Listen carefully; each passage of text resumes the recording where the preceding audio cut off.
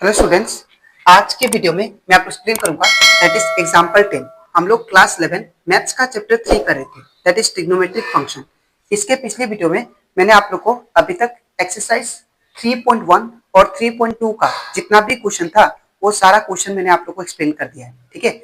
और इसी के साथ साथ मैंने चैप्टर 3 का एग्जाम्पल 1 से लेके एग्जाम्पल 9 तक मैंने आप लोग को हर एक क्वेश्चन आप लोग को डिटेल में एक्सप्लेन कर दिया है, ठीक है। तो अगर आपको चैप्टर 3 से रिलेटेड एक्सरसाइज 3.1 का क्वेश्चन और 3.2 का जितना भी क्वेश्चन है और एग्जाम्पल 1 से लेके एग्जाम्पल 9 तक जितना भी क्वेश्चन है वो सारा क्वेश्चन अगर अच्छे से सीखना है तो आप लोग उसको मेरे यूट्यूब चैनल में जाकर इसको देख सकते हो, ठीक है। मैंने हर एक क्वेश्चन को डिटेल में एक्सप्लेन किया है और मैंने चैप्टर 3 का प्लेलिस्ट बना के उसको अपलोड कर दिया है, ठीक है। तो स्टार्ट करता है क्लास। यहाँ पे हम लोग को एग्जाम्पल 10 में दिया गया है that is proof date 3 sin π/6 sec π/3 minus 4 sin pi 5 π/6 cot π/4 equal to 1। ये हमें प्रूफ करना है। That is left hand side को सॉल्व करके मुझे राइट हैंड साइड 1 लेके आना है, ठीक है। तो इसको कैसे करेंगे ध्यान से देखिए।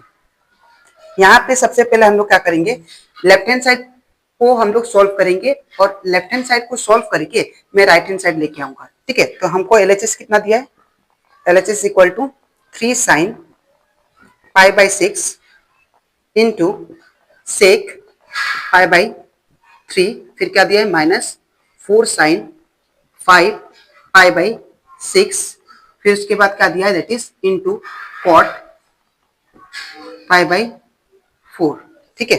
अब इतना करने के बाद अब हम लोग क्या करना है यहाँ पे, अब ये sin π/6 सेक π/3 का वैल्यू पुट करेंगे। मैंने आपको last class that is introduction part में ट्रिग्नोमेट्री टेबल हम लोग कैसे वैल्यू फाइंड करते हो वो मैंने आप लोग को डिटेल में एक्सप्लेन किया है, ठीक है। तो अगर आपको ट्रिग्नोमेट्री टेबल अच्छे से अगर सीखना है, ठीक है, हर एक ट्रिग्नोमेट्री फंक्शन का वैल्यू क्या होगा दैट इज 10 दैट इज 6 में, ठीक है।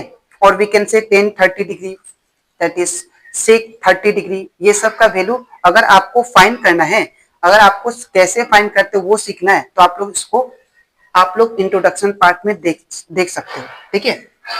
तो इंट्रोडक्शन पार्ट में मैंने आप लोग को ट्रिग्नोमेट्री टेबल का डिटेल में एक्सप्लेनेशन दिया है, ठीक है। तो वो टेबल का यूज करेंगे हम लोग यहाँ पे, ठीक है। तो यहाँ पे हम लोग को 3 का 3 लिखेंगे, फिर sin π/6, तो sin π/6 का वैल्यू कितना होता है दैट इज 1/2। तो sin π/6 का वैल्यू कितना हो जाएगा दैट इज 1/2 इंटू का इंटू, और sec π/3 का वैल्यू कितना होता है दैट इज 2। तो यहाँ पे क्या होगा 2, ठीक है। फिर माइनस का माइनस, उसके बाद 4 का 4। अब π/6 का वैल्यू यहाँ पे नहीं होता है, ठीक है। तो इसको हम लोग क्या करेंगे, पहले तोड़ेंगे उसके बाद हम लोग इसका वैल्यू फाइंड करेंगे, ठीक है।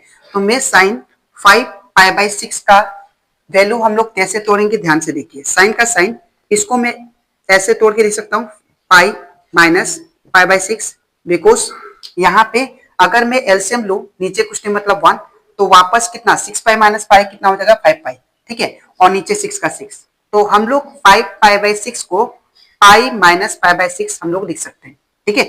अब इसके बाद इंटू का इंटू, अब कॉट π/4, तो कॉट π/4 का वैल्यू कितना, तो यहाँ पे क्या होगा कॉट π/4 का वैल्यू की जगह पे क्या लिखेंगे 1, ठीक है।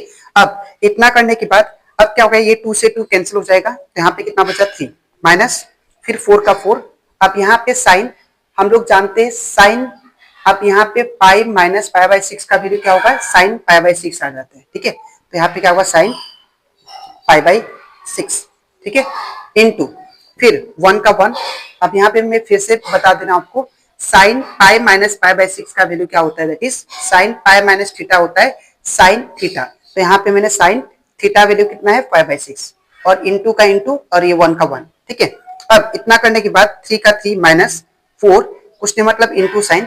अब साइन π/6 का वैल्यू मैंने अभी बताया था कितना होता है दैट इज 1/2, तो यहाँ पे क्या होगा 1/2 इंटू, अब यहाँ पे 1 का 1, ठीक है।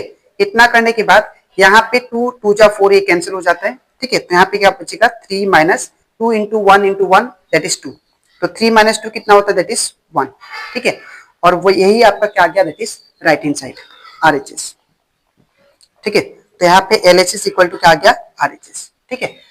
तो ये प्रूफ हो चुका है that is example 10। I hope आपको एग्जांपल 10 अच्छे से क्लियर हो गया, ठीक है।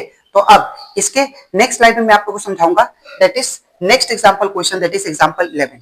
ठीक है, तो इसके बाद करते हैं दैट इज एग्जांपल 11।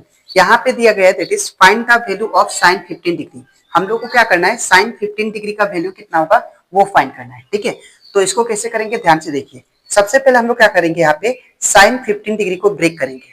ठीक है, तो साइन 15 डिग्री को हम लोग कैसे ब्रेक कर सकते हैं, तो यहाँ पे साइन 15 डिग्री को ब्रेक करेंगे, दैट इज इसको हम लोग 45 डिग्री माइनस 30 डिग्री लिख सकते हैं, बिकॉज 45 डिग्री माइनस 30 डिग्री कितना आता है 15 डिग्री।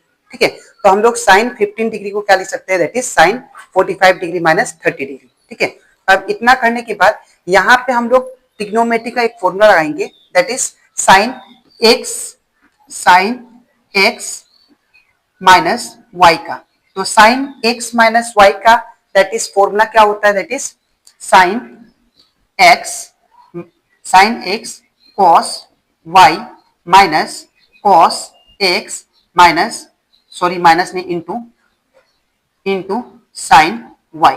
ठीक है, ये हम लोग फॉर्मूला यूज करेंगे, that is sine x minus y का sine x cos y minus cos x sine Y.